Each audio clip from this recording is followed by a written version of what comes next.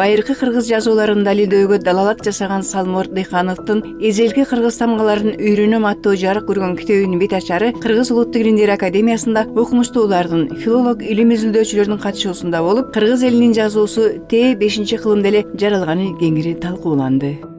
Чын-чынына келгенде бул иш мында мурда эле болуш керек болчу, бирок ушул биздин ыкшоолугубуздан дейлиби, камырабастыгыбыздан дейлиби, эши кылып ушу кезге чейин келди эле. Мына Салморбек Дыйханов ошону бүгүнкү күндө өзүнүн эмгектери менен, китептери менен, макалалары, оозек сөздөрү менен азыр жалпы элге угула турган, түшүнө турган деңгээлге алып келген экен. Негизи бардык дүйнөдөгү өзүн өзү сыйлаган элдердин алфавиттик системасы бар. Айталы армяндардыкы бар, грузиндердики бар дегендей, тетиги Балтика өлкөлөрүнүнкү бар. Аталган китептин автору физика математика илимдеринин кандидаты Салмор Дыйханов, көрүнүктүү тилчи, окумуштуу, филология илимдеринин кандидаты профессор маркум Карбоз Дыйхановдун уулу. Автор физик болсо да мыкты мугалимдерден билим алып, кыргыз элинин жазмаларын изилдеп, илимге кызыгуу атадан алган таасир экенин белгиледи. Новосибирскке барып, ошол жакта математика факультет бүтүргөм. Андан кийин Беларуська кеттим, аспирантураны бүтүп, Минскиде институт математика академия Белоруссияда кандидаттык диссертация жактагам. Бүтүп келип, политехте ордоштум, мугалим болуп. Сол жакта Юдахин отурат, Константин Кузьмич. Оң жакта мен атам жаш кезимде. Анан ошо анын сезимдери кыргыз деген, кыргыз үчүн күйгөнү мага да өтүп кеткен болуш керек. Атам бүтүп кетти. Өтүп кеткенден көп китептер калды. Анан мону карап атып, могу китепти алдым. Ушул китеп аркылуу мен үйрөнө алдым. Салмор Дыйхановдун атасы Карбоз Дыйханов 20 кылымдагы тил илимине өмүрүн арнаган аалымдардын бири болгон. Окумуштуулардын айтымында биздин бабаларыбыз 5 кылымдан 10 кылымга чейин кеңири колдонгон Орхон Енисей жазуулары бар деп айтылат. Бирок 1943 кыргыз жазууларын изилдеп далилдеген орус окумуштуусу Сергей Маловдун илимий эмгегин ал учурдагы илимпоздор колдобой коюшкан. Ушул кол жазма 1943 ошо киши алып келген. Ленинградтык окумушту. Ушул Енисей Орхон жазмаларын окуган акыркы окумушту. Мындан кийинкилер эми жаңыдан окуса, бирок алгачкы окумуштууларга Радловго, Томсенге, Мелоранскийге кошулуп окуган киши ушул киши. 43 алып келет. Ой, болеки кыргыздардын жазмасы Енисейдин. Силердики десе, биздин улуу окумуштуулар деп кое берели, ага кезектерде ошондой болгон. Константин Кузьмич Юдахин менен Игорь Алексеевич Батманов деген эки окумушту. Жок, мунун кыргызга тиешеси жок. Бул кыргыздык эмес деп айдап жиберген. Бул киши 2 жолу келген ушуну көтөрүп, мына башында жазылып турат, древняя кыргызская письменность өз колу менен жазылып турат. Сергей Ефимович Малов. Өкүнүчтүүсү ушунда, андан кийин 52-жылы Илимдер академиясынын Москва Ленинград бөлүмүнөн ушул эле эмгек, Маловдун эмгеги байыркы эмес, Енисей түрк жазуулары деген аталыш менен чыгып кетет. Анан ошонун күндөн ушул күнгө чейин бул жазуу ошол түрктөрдүн жазуусу, орток жазуусу деген түшүнүк менен калыптанган. Анан эң таң калыштуусу Маловдун китебинде баса белгилеп өзү жазып атат. Бир дагы түрколог ушул жазуу түрктөрдүкү, тактап айтканда көк түрктөрдүкү деп айта албайт, себеби өзү түрк этноним 6-кылымда пайда болуп атат. Ал эми бул Енисей жазуусу 5-кылымдан баштап эле өтө кенен колдонулууда пайдаланган. Ошондон бери канча заман өттү, 100 жылга жакын мезгил өттү. Биз дагы да болсо ушул биздики экенин айтабыз. Көчөдөгүнүн баары айтат, Енисей жазмасы биздики деп. Бирок эмнеси менен биздики, эмнесинен бизге жакын. Анткени бул өзү орток деп эсептейбиз. Орток түрк элдеринин баарына тиешелүү орток жазма. Бирок ошол орток жазманын ичинен ар бир эл өзүнүкүн алыш керек. Бул меники, бул меники эмес деген сыяктуу. Мына казактар ошентип изилдеп жүрүшөт, өзбектер да изилдеп жүрүшөт.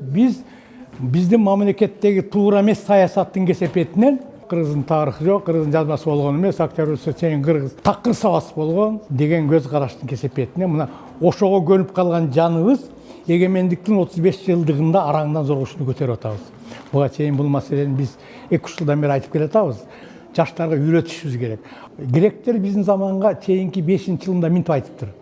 Кимдин алфавитин колдонсоң, ошонун идеологиясына аргастан көчөсүң деп. Алар минтип айтат да кыска эле. Алфавит диалекти ээрчитет дейт. Мына биз өзүбүздүн алфавитибизди ээрчитсек, балким өзүбүздүн оң жолубузга кайра түшөбүз дежеке. Ал эми Салмыр Дыйхановдун илимий эмгегинен жаралган эзелки кыргыз тамгаларын үйрөнөм китеби учурда өзгөчө филолог окумуштуулары тарабынан кыргыздын маданий турмушунда, илимий турмушунда жакшы жөрөлгө катары бааланып, өзүбүздүн башатыбыз жөнүндө ой жүгүртүп, бир кездердеги ата бабаларыбыз жасап кеткен изге түшүп, аны илимий жактан терең изилдөө вазифасы катары бааланды. Алдыга барыш үчүн адегенде өзүңдүн тарыхыңды, ким экениңди, эмне кылганыңды, бул адамзат коомуна сенин ата бабаң эмне берген деген маселени так түшүнүп алсак, анан ошондо биз коомдо өзүбүздүн ордубузду тапкан болобуз. Мамлекеттик тил боюнча улуттук комиссиянын төрагасы Мелис Мураталиев эзелки кыргыз тамгаларын үйрөнөм китеби кыргыз элинин байыркы жазма маданиятын таанып билүүгө өөлгө түзөрүн, ошондой эле мамлекеттик тил саясатын ишке ашыруудагы ролун белгилеп, бир катар мисалдарды баяндап берди.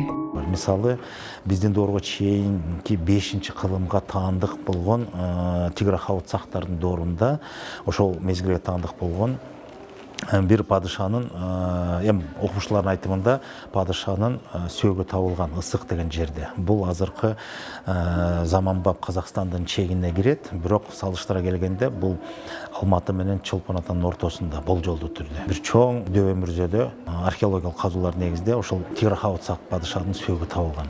Аны археологияда шарттуу түрдө алтын адам деп койгон, себеби кийиминде бир нече килограмм алтын чөкөтөлгөн да. Маселе анын алтынында эмес, эң бизге кызыгы ошол адамдын жанында күмүштөн жасалган чөйчөк табылган. Ошол чөйчөктүн боорунда 2 сап жазуу бар. Ошол жазууну окумуштуулар кагазга түшүрүп салыштыра келсе, ошол 2 сап жазуунун тамгаларынын 80% ошол Енисей жазуусунда дал келет. Бул ошол 80-90 жылдарда болгон окуя. Ал эми кийинки мезгилде жакынкы эле учурда бир 10 жылдын тегерегинде болуп калды. Мен интернеттен бир маалымат окуп, азербайжандык окумуштуу, скифолог деп коебуз, эми Сак скиф доорун изилдеген окумуштуу Заур Гасанов деген окумуштуу ошол Ысык күмбөзүндө табылган чөйчөктөгү жазууну чечмеледи. Анан ошонун чечмелигин маанисин окуп көрсөк, абдан кызыктуу нерсе. Жөнөкөйлөтүп айтканда, ал жерде 2 сап сөздө мындай жазуу турат да. 4 тараптан уруулар сыңгылыга келип, анан даңазалап, ошол өтүп кеткен маркумга 300 адам ант ичип, анан жоктоп атат дейт да. Бул сөз мааниси боюнча баардык көчмөн элдерге таандык болгон бир салтты сүрөттөп атат. Илгерки көчмөнчүлүк жашоодо кол башчы эгерде киши колду болуп өлсө, анда анын жанындагылары, жолун улантуучулары чогулуп келип, аны акыркы сапарга узатаарда атайын ант берип касам иччүкен. Жөнөкөйлөп айтканда, бир идишке колунан кан агызып толтуруп, анан ант берип, ошол өч алабыз деп. Анан ошол канды кайра тең бөлүп ичип, ошол идиште, кан куйулган идиште, ошол өтүп кеткен адамдын сөөгүнүн жанына коюп gömчүккен.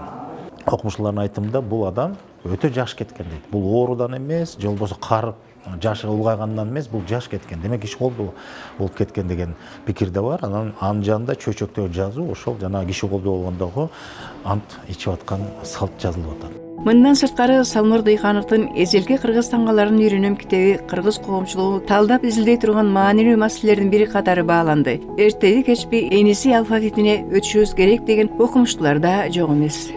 Баары бир биз ошол Енисей алфавитине өтүшүбүз керек жүрүп отуруп. Себеби ал биздин этномаданий коддорубуз, анын ар бир тамгасында биздин тарыхыбыз бар. Ал оңой эле үйрөнүлүп кетет. Биздин араб алфавитинин негизинде ошо алфавитибиз болгон. Аны тарых үчүн сөзсүз түрдө сактап калышыбыз керек.